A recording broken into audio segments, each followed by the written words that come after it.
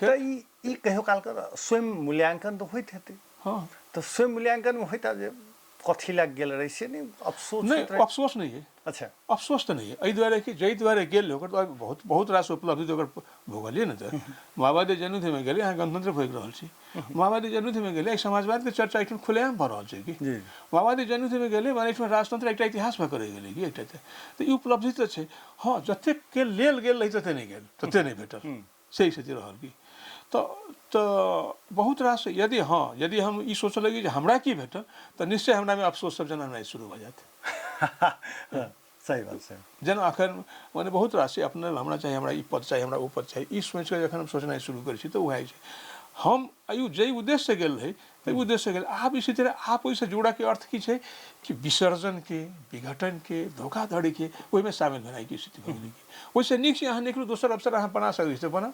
लेकिन टोल पड़ोस के लोग सब तो कहैत हेतै ने जे रोशन जनकपुरी के ठकि लेलकै माओवादी। ई तऽ कहैत घरो परिवार में कहियो काल होइत हेतै जे अहाँके ठकि लेलक, एतेक आंदोलन करा लेलक, माने एतेक संघर्ष केली, लेकिन जखन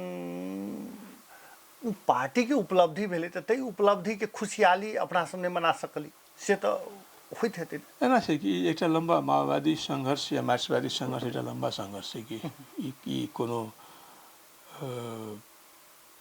देश के भीतर के संघर्ष एक अंतर्राष्ट्रीय संघर्ष है। ई एक समय संगे चलित रहे, कखनो आगू कखनो पाछू निरंतर चलित रहे कि एक मार्क्सवादी पार्टी एहन भेटत दुनिया के सब कोना भेटत अहाँके कि आ एक मार्क्सवादी एहन पार्टी भेटत जो कहत जे ओतऽ के पार्टी छै सेहो हमरे भाईचारा संगठन है दोसर कोनो पार्टी में नहीं होगी। एहि दुआरे होइ छै कि सबठाम गरीबी छै, पीड़ा छै, श्रम के शोषण छै, सब चीज छै कि इहे पार्टी छै। तो ई लड़ाई ई बोध अहाँ में तो अहाँ लड़ाई से हटि गेल माने ओहिसँ हटि गेल छी तऽ हाँ यदि हम सोचबै हमरा इहे सत्ता के केंद्र बना के सोचबै तऽ ई सोचाइ हेतै। आ दोसर लोक के तऽ छै, लोक के अहाँ कहू कि जे समय में हम माओवादी में जाइत रही तऽ हमरा कएटा सोझ हमर पितृ सब छै हमर पिसिया सब छै तऽ ओ कहथिन जे की भऽ गेलै एकर कोन मति बिगड़ि गेलै एकर।